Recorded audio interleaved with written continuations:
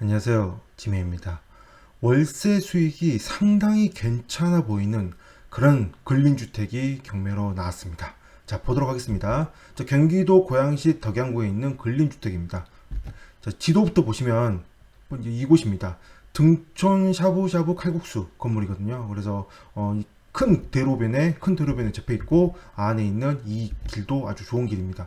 좀 축소를 해보시면 금방 좋은 위치라는 걸 알 수 있습니다. 좀 더 축소를 해보시면 이쪽이 덕양구청이 있고 화정역이 있잖아요. 그리고 이 다음으로는 큰 아파트 단지가 있습니다. 당연히 여기서 사람들이 많이 다니겠죠?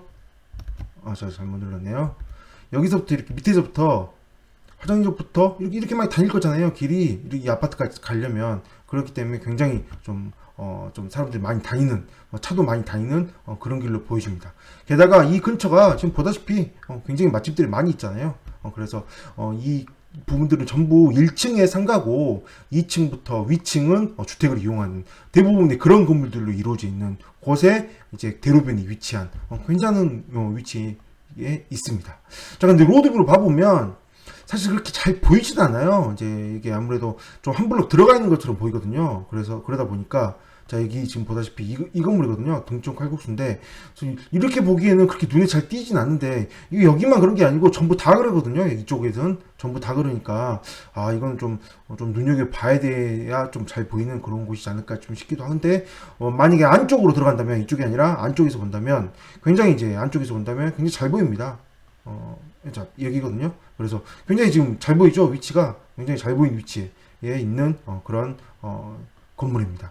1층은 상가고요. 2층하고 3층은 다가구 주택으로 운영 중입니다. 빌라입니다. 빌라.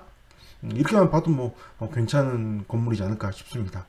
자, 이 물건 좀 자세히 보도록 하겠습니다. 이 물건 지금 1층, 2층, 3층으로 이루어져 있는데요. 1층은 상가고요. 샤브샤브 칼국수. 그 다음 2층하고 3층은 다가구 주택인데 4가구씩이 있습니다. 자, 다가구 주택의 특징은 전입신고는 꼭 호수하지 않아도 상관없죠. 그래서 그냥 이 집원에만 전입신고만 되어 있으면 인정이 되기 때문에 세입자들이 총 8가구가 있긴 하지만 어디에 전입신고가 됐다 하더라도 그렇게 크게 중요한 건 아닙니다. 전입신고가 돼 있다라는 게 중요한 거죠. 자, 보시면 세입자들이 쭉 이렇게 나열이 돼 있는데 상당히 대학력이 있는 세입자도 많이 있습니다. 그래서 좀 정리를 해보자면 먼저 중요한 2019년 4월 5일 근저당을 기준으로 이 이전에 재입되어 있으면 대학력이 있고 이후에 재입되어 있으면 대학력이 없습니다. 자, 근저당 금액이 그렇게 크진 않습니다. 자, 보다시피 쭉 나열이 되어 있는데 이 중에서 특이한 게 아니라, 하나는 1층 점포, 샤브샤브 칼국수, 샤브 칼국수죠. 여기에 보증금이 5천만원에 월 180만원. 월 180만원만 해도 굉장히, 월세만, 이것만 해도 적지 않은 월세죠. 그런데 이 세입자는 배당금을 하지 않았습니다. 하지 않았기 때문에 보증금 5천만원에 대해서는 낙찰자가 전액 인수를 해야 됩니다. 그래서 여기다가 플러스 5천만원을 생각해야 됩니다. 자, 그리고 다른 세입자도 쭉 있는데요. 먼저 월세가 얼마 정도 되는지 한번 보도록 하겠습니다. 자, 201호부터 볼게요. 201호. 월세 30만원, 보증금 일단 빼고 할게요. 보증금 빼고, 월세 30만원, 201호고, 그 다음에 202호 월세 30만원, 두 개 합치면 60만원, 그 다음에 203호 50만원, 좀 더 많죠? 많은 이유는 제가, 감정평가사에서 이유를 알려드리겠습니다. 그러면 110만원, 60만원에서 110만원이죠? 그 다음에 204호 약 50만원. 그럼 160만원. 2층만 해도 160만원. 그러면 3층까지 36층도 160만원으로 한다면 320만원이잖아요. 320만원에다가 1층 월세 180만원 더하면 얼마가 되나요? 월세 500만원입니다. 500만원. 500만원의 월세인데 지금 여기서 지금 보증금도 넣지도 않았습니다. 보증금도 지금 여기 이제 대충 여기 그 5천만원만 빼면 약 한 1억 5천 정도 되는 보증금이 따로 있는데 보증금 빼고도 월세가 500만원인데 얼마다 지금 8억 9천 5백이면 굉장히 메리트 있는 금액인 거죠. 굉장히.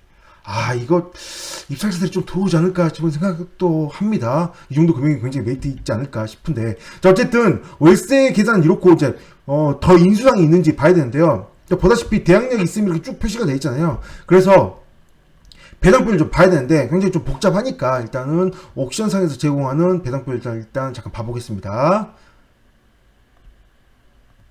자, 이게 옥션상에서 제공하는 배당표인데요. 최저가로 낙찰됐을 가정입니다.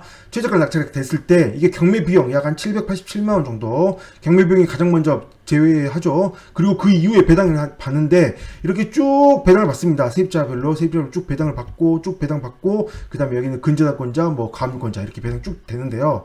여기 이제 일단 나오지 않는 게 세금에 대해서 나오지 않았습니다. 그래서 세금에 대해서 배당이 들어가기 때문에 이 부분에 대해서는 이 세금 배당이 있어서 이 배당에서는 오차가 충분히 생길 수 있다는 점 알아야 되고요. 쭉 이렇게 배당을 하고 나면 최종적으로는 결론은 이렇게 나옵니다. 자, 이렇게 배당이 되게 됩니다. 총 아까 말한 압류금 제외하고요. 그 중에서 5천만원 인수이고요. 여기 세입자들은 쭉 배당을 받습니다. 그리고 여기에 지금 이 배씨 같은 경우는 위에 있는 강씨와 배우자라고 표시를 하고 있습니다. 그래서 같은 사람으로 보면 되고요. 그 다음에 김씨는 전입을 하지 않았습니다. 여기 보시면 여기서 보시면 여기에 배씨, 이 배씨는 201호가 되어 있는데요. 지금 30만원이 되어 있는데 여기에 있는 이 강씨와 같은 사람입니다. 같은 배우자니까 이 금액으로 보기 때문에 이 한 사람은 빼야 됩니다. 빼야 되고요. 그 다음에 또 여기 여기 어디죠? 배씨는 빼도 상관없고요. 그 다음에 여기 김씨는 여기 위에 김씨요. 위에 김씨는 지금 전입을 하지 않았죠. 그러므로 배당 요구를 해도 어차피 배당을 받지 못하는 사람입니다. 그래서 방금 이 배당표에서 인수금액 없음으로 빠졌습니다. 빠졌습니다. 그리고 중요한 거는 한 명이 있습니다. 지금 여기 이 김씨인데요. 2015년 12월 21일에 전입을 했는데 전입이 말소기준 권리보다 빠르죠. 빠름으로 대항력이 있습니다. 그래서 진정한 세입자가 맞다라고 한다면 이 보증금을 낙찰자가 인수를 해야 되거든요. 몇 호인지는 중요하지 않습니다. 전입이 돼 있고 점유를 하고 있는 게 중요한 거죠. 그래서 이 김씨가 누구인지는 반드시 알아보셔야 됩니다. 중요. 그래서 지금 나머지 세입자는 전부 배당을 받는 걸로 보이거든요. 그래서 중요한 거는 여기 아까 5천만원 인수사항이 있고요. 5천만원 인수사항이 있고 그 다음에 이 김씨에 대해서 누구인지 알아보셔야 됩니다.